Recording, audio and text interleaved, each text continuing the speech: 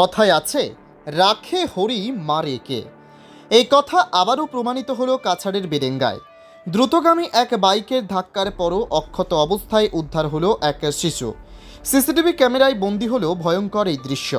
দ্রুতগামী এক বাইক রাস্তা দিয়ে যাওয়ার সময় হঠাৎ এক শিশু রাস্তা পার হওয়ার জন্য বাইকে সামনা দিয়ে দৌড় দিলে এই ঘটনা ঘটে।